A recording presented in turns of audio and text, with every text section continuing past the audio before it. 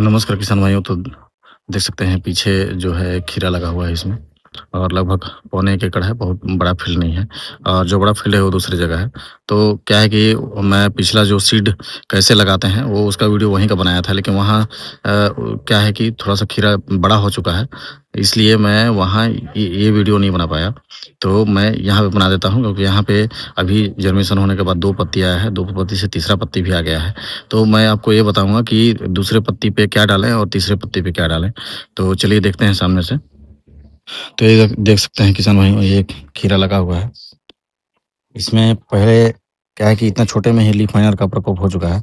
तो किसान भाई मैं ये बोलूँगा कि इसमें जर्मिनेशन होने के बाद आपको ये जो पौधा है, ये थोड़ा-सा बड़ा दिख रहा होगा। तो कभी क्या करें, अगर सीड जैसे जर्मिनेशन हो गया है, तो जर्मिनेशन होने के बाद क्या करें कि जब आपका इतना बड़ा हो जाता है, जैसे इतना बड़ा सीड जर्मिनेशन होता है और ये तीसरा पत्ती इतना बड़ा जब निकलना होता है या इससे छोटा भी रहता है, निकलना स्टार्ट जब हो जाता है, तो आप इसमें क्या करें कि एलिएट का ड्रेंचिंग करें। ड्रेंचिंग का मतलब होता है एलिएट जो फंगिसाइड होता है उसको घोल के जड़ के पास आपको डायरेक्ट डालना है। तो उससे क्या होता है कि आपका कॉलर रोट है ना, और डंपिंग ऑफ मतलब जो गलने की समस्या रहता है या कॉलर रोट ऊपर में जो गलता है, उसका जो समस्या है वो खत्म हो जाएगा, वो आपका समस्या नहीं आएगा।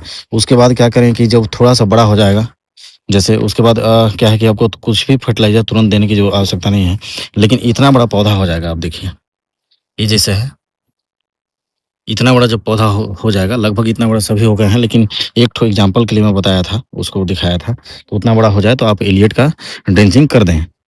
तो ये देख सकते हैं आप, इतना बड़ा पौधा हो गया। तो इतना बड़ा पौधा होने के बाद क्या करें कि आप सबसे पहले इसमें ह्यूमिक एसिड और 19-19 का ड्रेंचिंग करें। आप ह्यूमिक एसिड जो है वो ह्यूमिक एसिड 50 ml लें, और जो आपका 19-19 रहता है उसको 50 ग्राम लें पर टंकी। 20 लीटर के हिसाब से बता रहा हूँ मैं आपको। ये ड्रेंचिंग करें तो आपका क्या है कि जो खीरा होता है वो बहुत अच्छे तरीके से ग्रो करेगा, और जो इसका मोटापा रहता है ये नीचे का, यहाँ का, आप देख सकते हैं ये इसका मोटापा साइज के अनुसार ठीक है। और वीड अगर कहीं दिखे तो वीड निकाल दें। तो इतना मतलब ड्रेंचिंग करेंगे तो इतना मोटाई हो जाएगा। तो ये लगभग सही चल रहा है। ये देखें यहाँ पर जर्मिनेशन नहीं हुआ है, तो इसमें क्या है फिर से हम लोग सीड लगाए हुए हैं। इतना बड़ा जैसे हो गया है, अगर जर्मिनेशन नहीं हुआ है तो आप दोबारा लगा सकते हैं, और या फिर बैकअप में आप ट्रे में भी ले सकते हैं, लगा सकते हैं। लेकिन ट्रे में लगाने के बाद जब जैसे क्या है कि अगर ट्रांसप्लांटिंग करेंगे आप, तो खीरा जो है उतना इतना गर्मी में मतलब उसको जिलाने में थोड़ा सा मुश्किल होता है, क्योंकि गर्मी टेम्परेचर बहुत ज़्यादा है। उसको जैसे ही लगाएँगे खीरा को, वो क्या होता है कि तुरंत वो झुलस जाता है। तो उसमें नंबर ऑफ प्लांट्स जो रहता है, वो सक्सेस होने का संख्या जो रहता है बहुत कम हो जाता है, नहीं के बराबर। इसलिए हम लोग क्या है कि ट्रे में नहीं लगाए हैं। वो सब क्या है कि ठंड के मौसम में आप कीजिए तो ज़्यादा बेटर रहेगा। इस बार क्या है, गर्मी के मौसम में आप दोबारा भी सीड को अगर लगा देंगे तो जर्मिनेशन तुरंत हो जाएगा, कोई दिक्कत नहीं आता है और ग्रोथ हो जाता है। तो ये पूरा खीरा लगा हुआ है। आगे भी चलते हैं, देख रहे हैं। ये देखिए इधर भी दिखा रहा हूँ आपको। जो पौधा है वो लगभग सेम साइज़ का हो गया है, सभी साइज़ में आ गए हैं।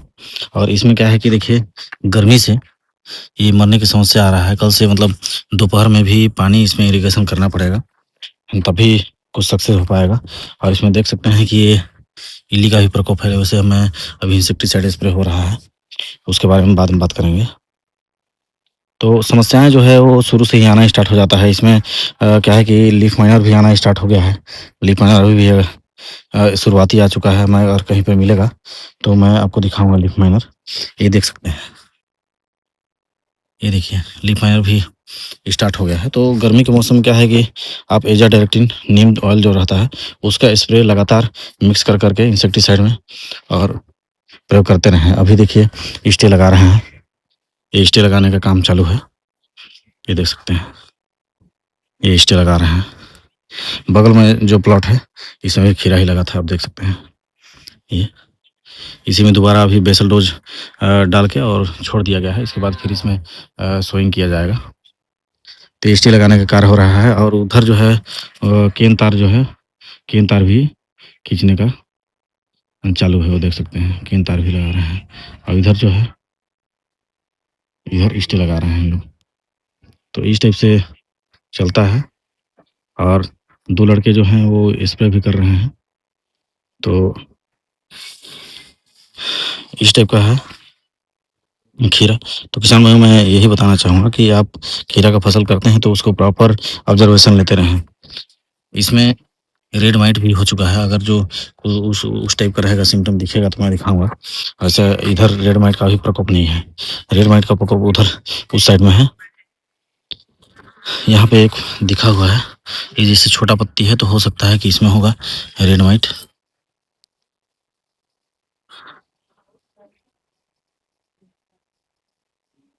नहीं, इसमें कुछ भी वैसा रेड माइट नहीं दिख रहा है। एक कुछ दिख रहा है इंसेक्ट, रस्सुसकिट, बाकी इसमें नहीं है। फिलहाल लीफ मैन का प्रकोप ज़्यादा है, तो देखा जाएगा।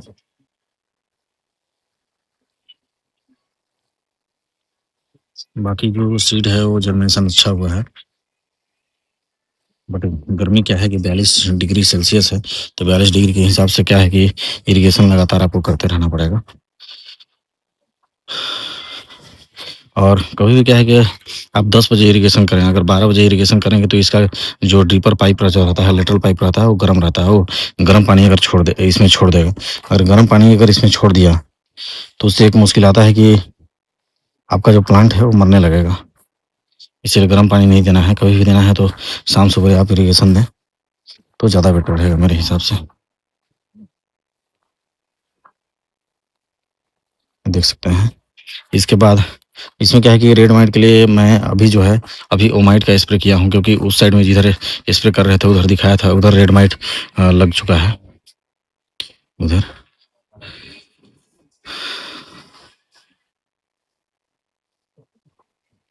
ये किसान भाइयों, और ये जो आप देख सकते हैं किसान भाइयों, खूंटा से खूंटा की दूरी जो है वो पहले हम लोग 8 फीट रखते थे, लेकिन इस बार क्या है कि 6 फीट रखे हैं। देखिए 1 2 3 4 5 6, वो 6 के बीच में है, तो 6 फीट में है खूंटे। एक खूंटे से दूसरे खूंटे की दूरी क्या है, 6 फीट के लगभग रखे हैं। क्या है कि इसमें दूसरा तीसरा चौथा फसल जब लेने लगेंगे तो क्या है कि खूंटा जो है वो सड़ के गिरने लगता है, सपोर्ट नहीं मिल पाता है। और ये स्टे भी इस टाइप का लगवा रहे हैं ताकि बाद में जो हो ये गिरे नहीं, हवा चलता है तो इधर उधर गिर जाता है पूरा, इसीलिए मैं इसको करवा रहा हूँ इस टाइप का। इसमें क्या है कि खर्च बहुत ज़्यादा लगता है इस टाइप का अगर करेंगे तो। किसान भाई इतना इतना ही, आप एलियट का ड्रेंचिंग जरूर करें। अगर 2 पत्ती से तीसरा पत्ती आ गया है तो दूसरे पत्ती में भी कर सकते हैं। और एलियट जो है वो प्रति 20 लीटर टंकी के हिसाब से आपको 35 ग्राम लेना है, तो आपका सही काम करेगा, मतलब गलने के डंपिंग का समस्या नहीं आएगा। और अगर मान लीजिए बाय द वे एलियट नहीं मिलता है तो आप क्या है कि साफ का भी उपयोग कर सकते हैं। कार्बेंडाजिम मैनको जो उसमें रहता है, 2 टेक्निकल रहते हैं और बहुत अच्छा काम करेगा। आपका डंपिंग और कॉलर रोड का समस्या जो है वो पूरी तरह से खत्म हो जाएगा, वो बिल्कुल नहीं आएगा। तो आप उसका ड्रेंचिंग कर सकते हैं। मैं क्योंकि साफ जो है उसी का ड्रेंचिंग किया हूँ, मैं एलियट का ड्रेंचिंग नहीं किया हूँ, लेकिन लोगों का इच्छा अनुसार इच्छा मैं बता दे रहा हूँ कि आप कर सकते हैं उसका भी। तो किसान भाई इतना ही, नमस्कार।